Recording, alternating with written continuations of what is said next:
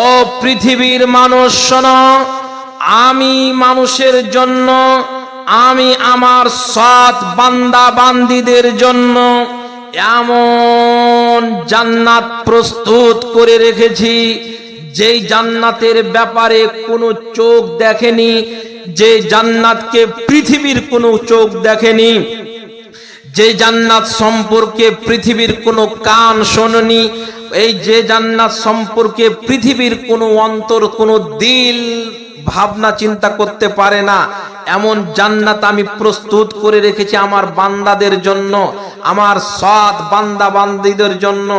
তাহলে আল্লাহ বলছেন হাদিসে কুদসির মধ্যে যে আমার যারা বান্দা, যারা আমার আদেশকে মেনে চলেছে, এদের জন্য আল্লাহ জান্নাত রেখেছেন। ওই জান্নাতের ব্যাপারে কাউকে বলে বোঝানো যাবে না, কেউ চিন্তা করতে পারে না যে ওই জান্নাতটা কেমন হতে পারে, কত সুন্দর হতে পারে। এরকম বিষয়টা আল্লাহ রাব্বুল আলামিন গোপন রেখেছেন মুমিন যারা আল্লাহর বান্দা তাদের জন্য। এবার চলুন, আমরা তো ওই কিয়ামতের মাঠে ডান হাতে সার্টিফিকেট বা বাম হাতে সার্টিফিকেট পেয়ে গেলাম। যারা ডান হাতে সার্টিফিকেট পেল এরা জান্নাতে যাবে।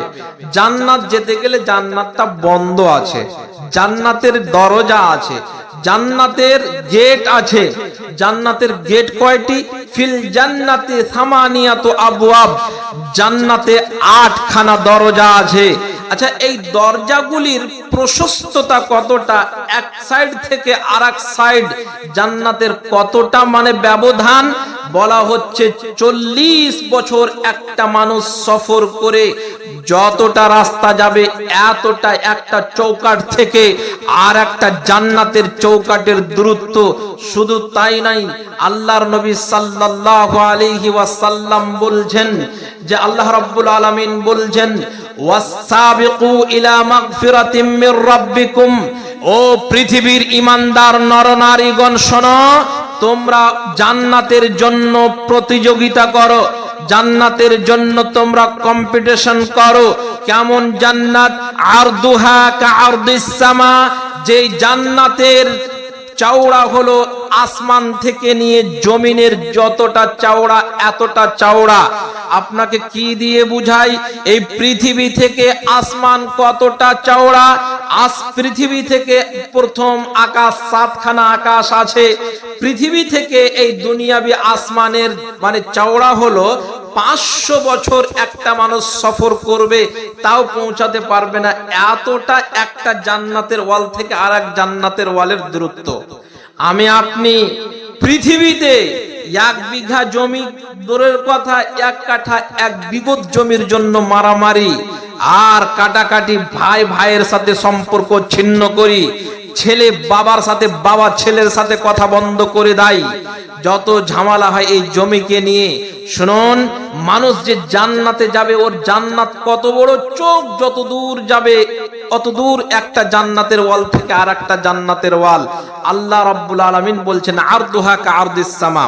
আচ্ছা, এই জান্নাত, এই জান্নাতের গেট যে 8টা গেট আছে, 8টা গেট দিয়ে মানুষকে ডাকা হবে।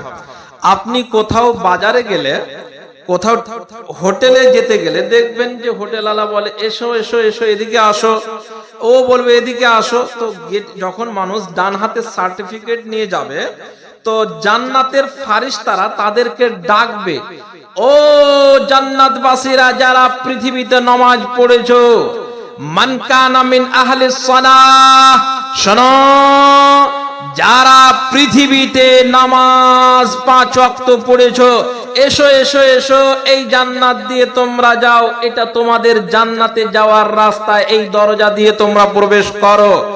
ওয়ামান কানা মিন আহলিল জিহাদ, যারা পৃথিবীতে নিজের জান মালকে বিলিয়ে দিয়েছে আল্লাহর বিধান কায়েম করার জন্য, তাদেরকে ডাক দেওয়া হবে বাবুল জিহাদ নামক দরজা দিয়ে।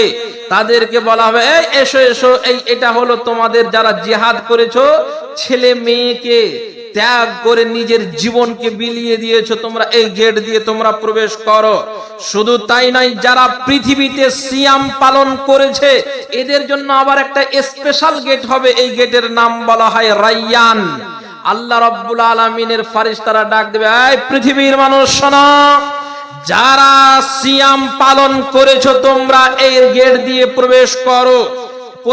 আর এইভাবে আরেকটা গেটের কথা বলা হচ্ছে যে যারা পৃথিবীতে দান খায়রাত করেছে এদের জন্য আলাদা স্পেশাল একটা গেট হবে, সাদাকা, বাবু সাদাকা, তাদেরকে বলা হবে এই গেট দিয়ে তোমরা প্রবেশ করো।